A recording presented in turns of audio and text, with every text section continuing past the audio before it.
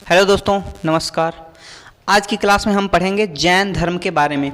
इससे पहले हमने बौद्ध धर्म को पढ़ लिया है, अब हम पढ़ते हैं जैन धर्म के बारे में।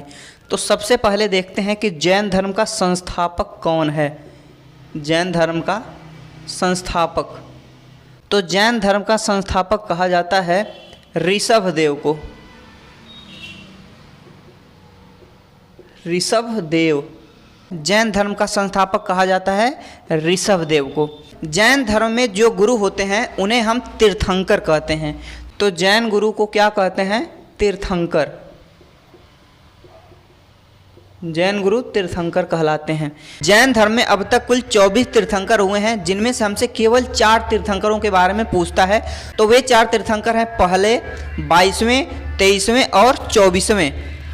तो प्रथम और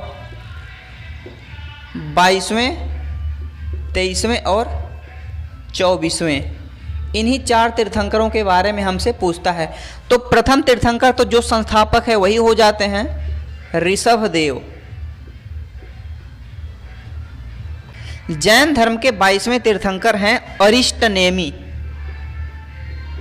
अरिष्टनेमि। 23वें तीर्थंकर का नाम है पार्श्वनाथ। पार्श्वनाथ। और जैन धर्म के 24वें तीर्थंकर हैं महावीर स्वामी। महावीर स्वामी। इन्हीं को वास्तविक संस्थापक कहा जाता है। जैन धर्म का वास्तविक संस्थापक महावीर स्वामी को कहा जाता है। ध्यान रहे कि जैन धर्म का संस्थापक ऋषभदेव को कहा जाता है, लेकिन जैन धर्म का वास्तविक संस्थापक वो महावीर स्वामी को कहा जाता है। महावीर स्वामी को जैन धर्म का वास्तविक संस्थापक इसलिए कहा जाता है कि महावीर स्वामी ने ही जैन धर्म को आगे बढ़ाने में काफ़ी महत्वपूर्ण योगदान दिया। वैसे तो प्रथम तीर्थंकर यानी कि इसके संस्थापक कौन है? ऋषभदेव। और 24वें और अंतिम तीर्थंकर हैं महावीर स्वामी। यही वास्तविक संस्थापक भी हैं। अब ये वास्तविक संस्थापक हैं तो इन्हीं के बारे में हमसे एग्ज़ाम में पूछा जाता है। आप लोग इसका स्क्रीनशॉट लीजिए, फिर हम आगे बढ़ते हैं। अब आइए आगे बढ़ते हैं। जैन धर्म का मुख्य आधार क्या है, आइए इसको समझते हैं। जैन धर्म का मुख्य आधार क्या है?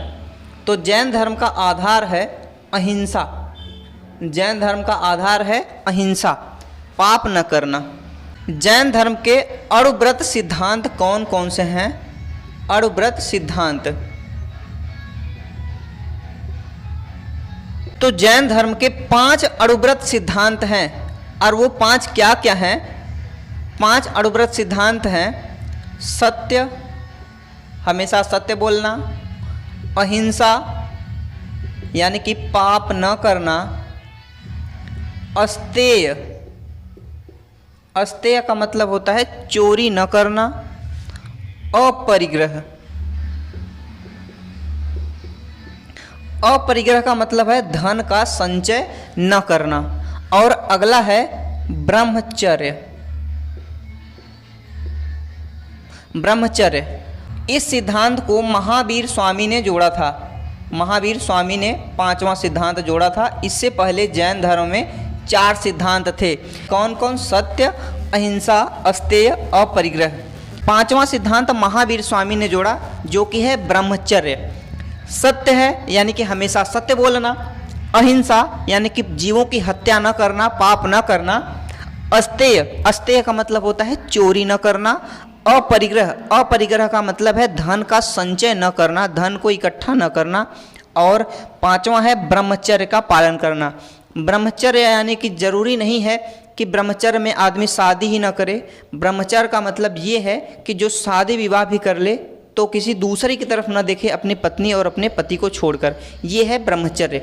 तो ब्रह्मचर्य किसने दिया था? महावीर स्वामी ने। इससे पहले जैन धर्म में 4 सिद्धांत थे, और कुल कितने सिद्धांत हो गए?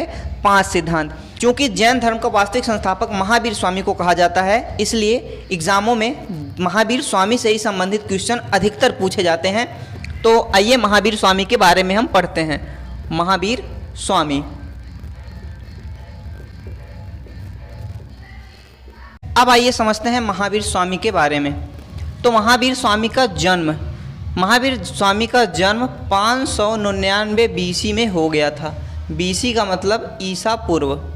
महावीर स्वामी का जन्म ईसा के 599 साल पहले ही हो गया था।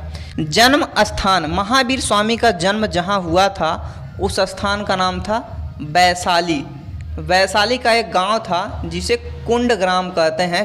कुंड नाम का गांव था, कुंडग्राम में, वैशाली के कुंडग्राम में हुआ था। इनकी जाति क्षत्रिय थी, ये क्षत्रिय जाति के थे। इनके पिता का नाम सिद्धार्थ था। ध्यान रखिए कि यही नाम महात्मा बुद्ध के बचपन का नाम था। महात्मा बुद्ध के बचपन का नाम भी सिद्धार्थ था और महावीर स्वामी के पिता का नाम सिद्धार्थ है, तो इसमें कंफ्यूज नहीं होना है। इनकी माता का नाम त्रिशला था, त्रिशला। इनकी पत्नी का नाम यशोदा था, यशोदा। इनकी एक पुत्री थी, पुत्री का नाम था प्रियदर्शना, प्रियदर्शना। इनकी पुत्री का नाम प्रियदर्शना था, प्रियदर्शना। इनका दामाद जो था उसका नाम था जामाली, जामाली। अब दामाद का नाम बहन का नाम क्यों पूछता है? क्योंकि यही जो दामाद इनका था यही इनका प्रथम शिष्य भी बना था, तो इसलिए इसका नाम इंपॉर्टेंट हो जाता है। इनकी बहन का नाम सुदर्शना था, सुदर्शना। पुत्री का नाम प्रियदर्शना, बहन का नाम सुदर्शना। अब आती है बात इम्पॉर्टेंट टॉपिक जो इस साइड हैं। इन्होंने घर को कब छोड़ा था? घर छोड़ने का कारण जैसे महात्मा बुद्ध का था ज्ञान की खोज में, ऐसे इन्होंने भी ज्ञान की खोज में अपना घर छोड़ दिया था। तो इन्होंने घर छोड़ा था 30वें वर्ष, 30वें वर्ष, अपने जन्म के 30वें वर्ष इन्होंने घर छोड़ दिया था। और महात्मा बुद्ध ने घर छोड़ा था 29वें वर्ष। इन्हें ज्ञान की प्राप्ति जिस स्थान पर हुई उस स्थान का नाम है राजगृह। राजगृह को जाम्भिक गांव भी कहते हैं, जाम्भिक गांव के नाम से जाना जाता है। इन्हें ज्ञान प्राप्ति किस वर्ष में हुई? तो इन्हें ज्ञान प्राप्ति हुई 42वें वर्ष में। इन्हें ज्ञान की प्राप्ति कब हुई? 42वें वर्ष, यानी कि 12 साल की तपस्या करने के बाद इन्हें ज्ञान की प्राप्ति हुई। जबकि महात्मा बुद्ध को ज्ञान की प्राप्ति कब हुई थी? उन्हें 35वें वर्ष ही हो गई थी और उन्होंने घर छोड़ा था 29वें वर्ष। उन्हें 6 साल बाद ही ज्ञान की प्राप्ति हो गई थी और इन्हें ज्ञान की प्राप्ति हुई थी 12 साल बाद। ये जहाँ पे तपस्या करते थे वहाँ पे कौन सी नदी बहती थी? तो उस नदी का नाम है ऋजुपालिका, ऋजुपालिका। ऋजुपालिका नाम की नदी थी जहाँ पे बैठकर ये तपस्या करते थे। और कौन सा वृक्ष था जिसके नीचे ये बैठ के तपस्या करते थे? वो वृक्ष था अशोक का। अशोक का एक पेड़ था जिसके नीचे बैठकर ये तपस्या करते थे। जबकि गौतम बुद्ध कहाँ तपस्या करते थे? पीपल के वृक्ष के नीचे बैठकर।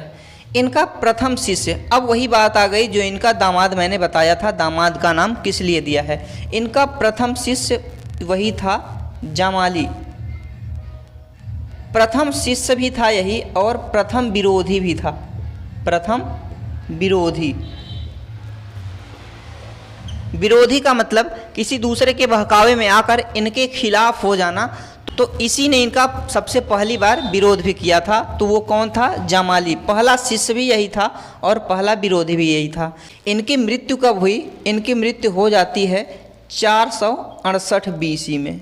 इनकी मृत्यु जिस स्थान पर हुई उस स्थान का नाम है पावापुरी, पावापुरी। तो ये सभी चीज़ें महावीर स्वामी से संबंधित हैं और इस साइड का जितने भी टर्म्स हैं ये सब बहुत ही इम्पॉर्टेंट है एग्ज़ाम के पॉइंट ऑफ व्यू से।